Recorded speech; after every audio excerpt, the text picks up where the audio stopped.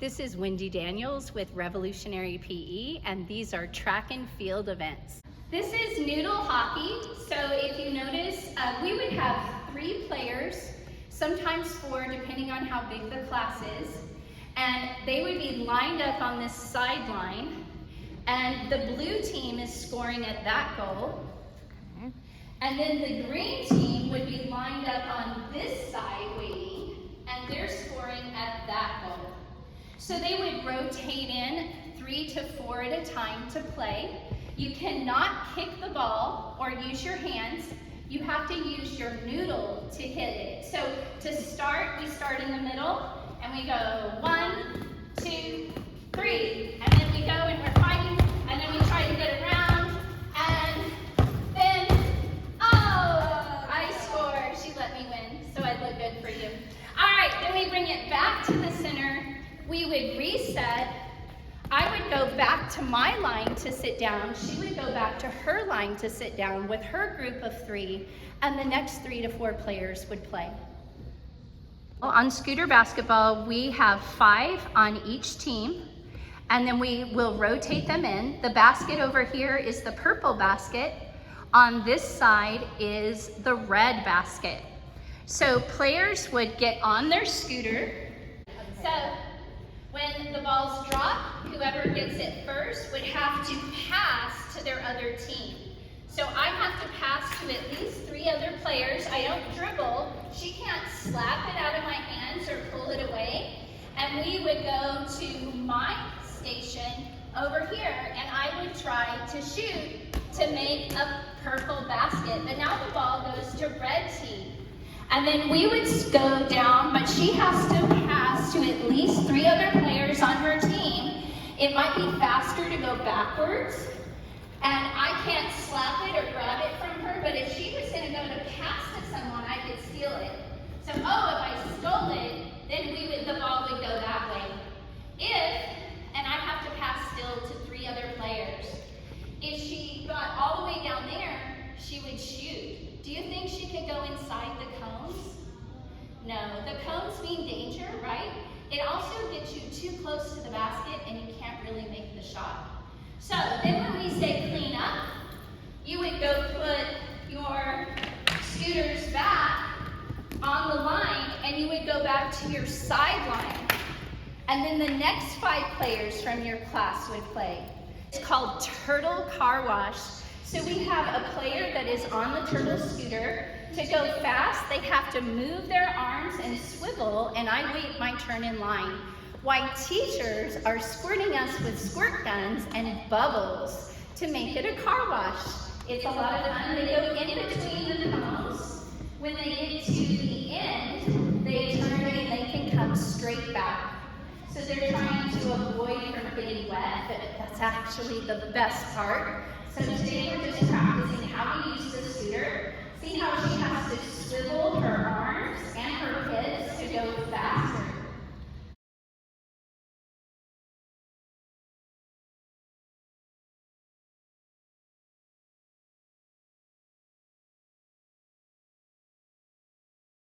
Right? She's doing a great job. Then she'd go to the end of the line, and the next person would go. Do our track and field events. Some of the events are scored. And when they're scored, everyone gets to find out what their best event is, and they get a pennant.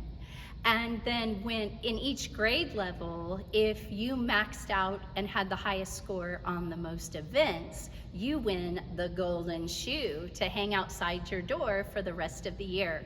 So we also do a spirit stick, and the spirit stick is awarded halfway through for the class that is encouraging others and celebrating and just having a good time. Example of the spirit stick for kinder, first, and second. It's simple and easy to carry. And then this one is for third, fourth, and fifth. I took a bubble blower and put beads in there and put a ribbon just to make it fun.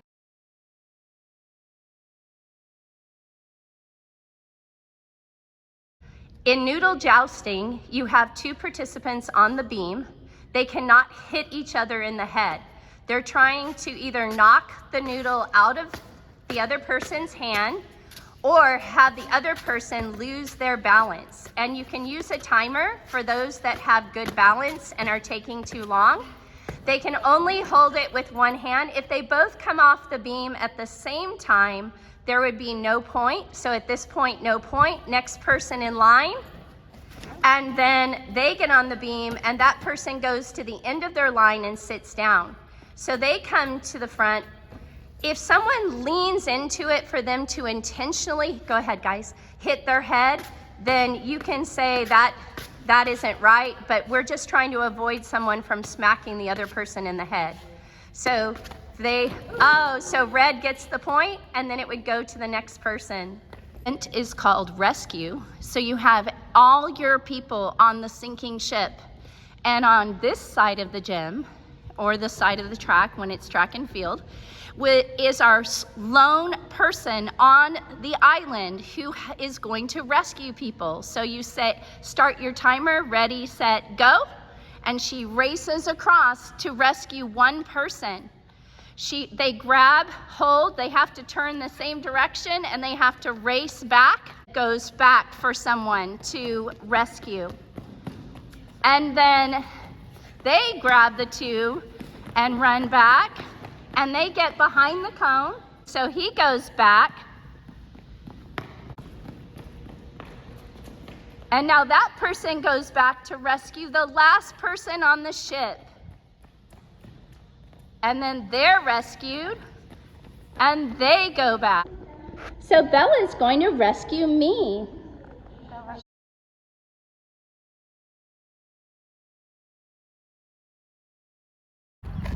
Ahead of time, you can paste on or glue on and then tape over some things. We just use felt onto our bean bags to make them look like angry birds. And then you would take two carabiners and make sure they're going opposite directions, one on this side and one on this side, so they don't undo. And you have your giant slingshot, and they're trying to knock down the brick wall. We've made a brick wall out of boxes before. And then you can also put baskets so they can get points for the littler kids that can't swing it as far. No one should be on that side, and you should have a safety zone for spectators. This really could hurt. If it's a windy day, you'll notice that the mat would fall down. That's why we used the boxes. They were a little heavier, so you have to kind of make it zigzag. And then you can have a teacher that can kind of monitor it on the side. So the first person comes up with their angry bird. Just try to hold one hand with the slingshot and one with the beanbag, and then you're going to move your hand before you release. And you can lean back, really lean back and pull. Try again. He's twisting. You don't want your slingshot to twist as you're teaching them, and you want them to pull way back here, okay? And hold this with one hand and put one hand with the angry bird in front. Remember, he's angry. Pull it hard. All right, ready, set. Yeah, good hit. All right, next. Untwist it. Good job.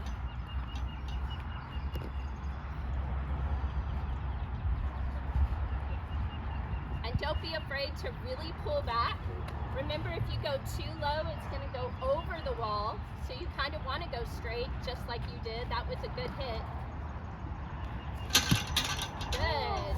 And if you have boxes, they really do come down a little easier. You have to really make a high impact to knock down the wall. You're holding onto the beanbag when you release, so try releasing with both hands at the same time. Really pull. Yeah! Nice. Off the baton, we're passing it off with our right hand. So racer, on your mark, get set, go.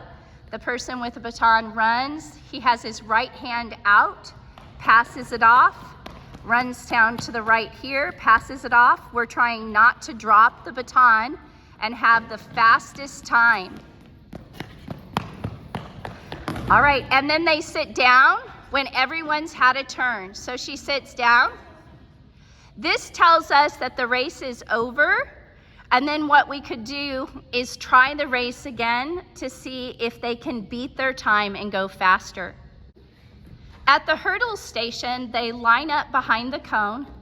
We start the little kids with the small hurdles, and we space them about 5 steps apart. And the racer goes one at a time. We never jump a hurdle backwards. So the racer comes up, he's running. When he comes up, his front leg is straight, his leg is bent. He turns and comes back behind the red line. Good job. And as he's coming back, the next racer can go. And they go over, never jumping. If they knock over a hurdle, they fix it on the way back. So once he's coming back, the next racer can go. And they go over. If someone could miss a hurdle and let us see how you fix it, and then goes back. So will you pretend to miss? I know they're low because they're for kinder. So she goes over all the hurdles, keep going. She keeps her rhythm, she keeps going. And then on the way back, she fixes it for the next one. And we always say feet to me. So the feet face you so you don't fall, and they have to be in line. So there's a tape. So we make sure that we tell them to put the hurdle back on the tape so they're all in line. So they're on the red line and this is a timed event. This is over, under. So the racer has a ball in his hand, and he, on your mark, get set, go. He goes over, under, around the cone, under, over, passes off the ball, and the next person goes. If they mess anything up, then they have to fix it on their way back. So they keep going, and it is a team-timed event. So these are very low because it's set up for kinder, first, and second, and these are 4th graders. So you'll see the higher cones, they will be raised for the next event when they come in. So we have 2 different days. We have a kinder, first, and second day, and then we have another track and field day that is only 3rd, 4th, and 5th grade. So they're trying to go as fast as they can. And then I take their total time divided by the participants to see what their average time is. With the javelin throw, we make a U with our hand, we point, we have our side body facing the target, and I teach them that they can't cross the line. And there is a tape measure out, and every 10 feet there is a cone to help them measure their distance. So the first person comes up, and she's gonna slide, throw. Nice, and she runs after it quickly. And she can see that she is 10, 20, 30, how many feet? 31, and next person comes up, she runs.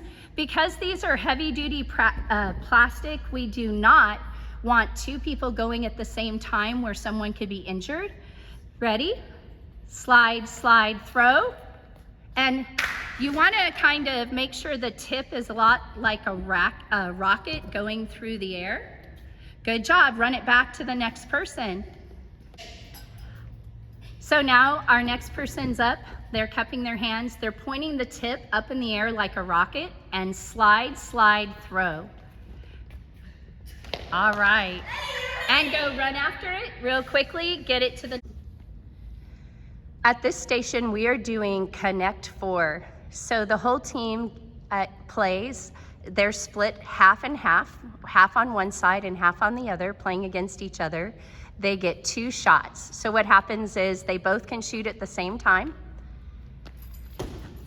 And they get another ball if they make it. If not, they rebound it themselves. Then they become the rebounder. So they go and they become the rebounder, and the next person shoots. So if they miss, they can get another one, but that person rebounds and gives it to them. I only get 2 shots, so now I become the rebounder, and the next person goes to the end of the line. So there's 4 in a row now for blue, and you can either restart the game now, or you can let the students continue to play to see how many points they can get. So you could decide to let all the balls get used, or just restart the game at this point.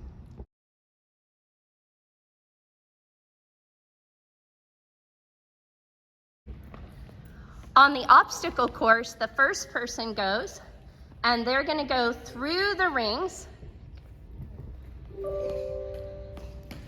and then they're going to hang and do 2 toes to bar,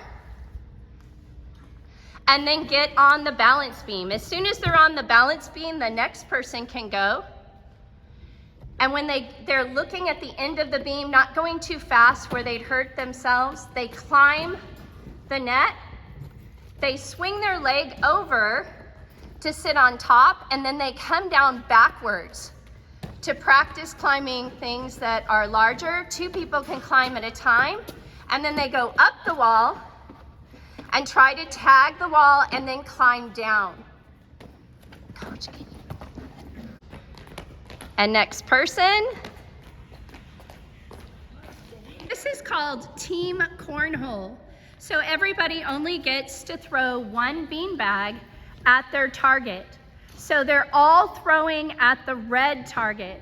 See that the 2 targets are a little offset. Ready, first person, and you cannot step in front of that the blue.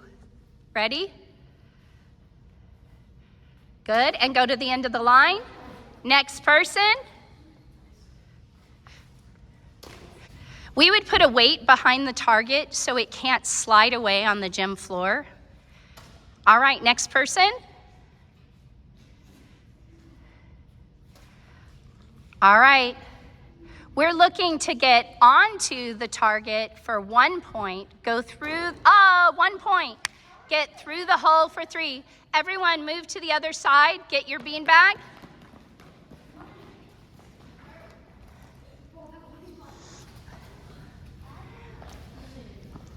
Ready? Back to the other target. Throw. Okay, look at that hole on the other target. You've got this. Good, next. 2 on the mat, so that means 2 points for your team. Will you please put them back in the basket? And let's rotate to our next station. The next station is called Frog on a Lily Pad, and I need half of you behind this frog, half at the other, and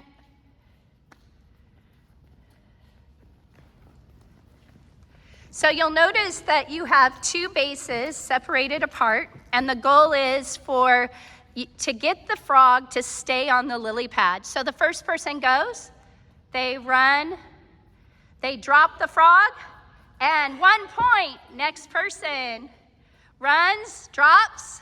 You got to be running 2 points. Ready? Run, drop. Oh, he hopped off. And run, drop, hopped off. Next, run, drop. Oh, half on, so we'll count it. 3 points. Ready? Last person. Oh, he hopped off. Put him back on his lily pad. Please join your other team in a straight line. When we rotate stations, we line up behind the next. So boys, will you line up behind the girls? Will you rotate following your leader, Sloan, or Rebecca in this case, to the next station, which is potato sack race. 2 behind each. So we have teams of 2. First person, get into the potato sack. Other person, help them to make sure they're safe. And then we have a cone here at the end. On your mark, get set, go. And they hop, hop, careful, around the cone, back, and then they would switch and the next person would go. Disc golf, we have students that step in front of the bucket.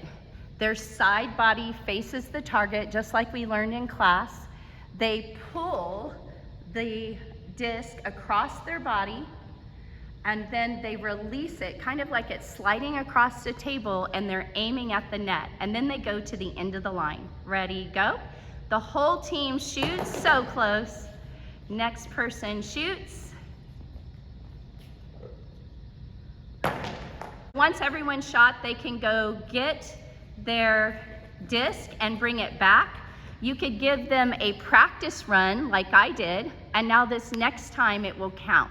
For 3rd through 5th grade, we do an event called water transport. And in this bucket, I taped up the holes so they weren't too big, but there are holes in the bottom. And this bucket, black bucket, is filled with water, and they have to transport as much as possible to the other bucket, and everyone gets it passed through them. If they drop the bucket in between, they have to start over.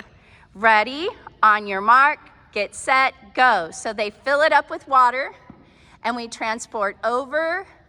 Because we don't have enough people, they're moving down the line, over, and don't spill it, our invisible water for practice. And last person puts it in, and they run to the front again, and they try to get more until their time is up. You can give them 1 minute, or you can give them 2, depending on the size. For kinder through 2nd grade, we use a water wiggle, and we go over, under. So ready, set, go.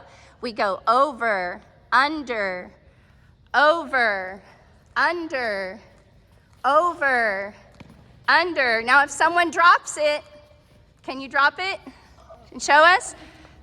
Oh, they have to go all the way back to the front and try again. Ready? So they go to the front. Whoever dropped it goes to the front. And ready? We go over. From here, the person who, no, you can stay where you're at, but the person who dropped it has to be at the front. So he is, that's good. And then under, over, good. And they're trying to get it all the way to the bucket, and every team member has to touch it. Okay, at the football throw, we have the whole team in line and 2 people throwing. So they start back at the cone. We remind them that they're pointing at their target, their side body is facing the target, which is down here, and they have to throw before they get to this line of cones. So, ready, guys? Slide, slide, throw. Just 2 people at a time if possible. All right, and Rebecca makes the point. Go chase your football, go around the net, and take it to the next person in line. 2 people throwing, ready, slide, slide, throw. All right, and then they would get total team points. So you could use this for your contest. They leave it on the line next to the cone for the next group of people. 2 on the line, 2 in the basket. We have spirit, guys. What are some things your team can do to show spirit? Yes? You can cheer them on. Cheer them on. Get like a chant. A chant. I love that. What else could you do for your team? What about for other teams? Can you do anything for them? Yes? Congratulate them. That's awesome. So being good sports, right? And just having fun and cheering for people could help your class win the Spirit Stick. This event is called Slip and Slide Volleyball. They will be playing on a slip and slide that will be wet and have soap on it, and they will be playing a game of volleyball. Please have them remove their shoes and socks if they are 3rd, 4th, and 5th. If they are kinder through 2nd, will you make sure they keep their shoes on and it's not too wet and slippery, but it's still fun where they can splash in it. So service, we still rotate, taking turns. I'm gonna put numbers on the slip and slide once we get it outside. And our net outside is much narrower than this, so I was trying to get the slip and slide ready for that day to get it in place. For a full year of lesson plans and games like this, get lesson plans for elementary PE on Amazon now.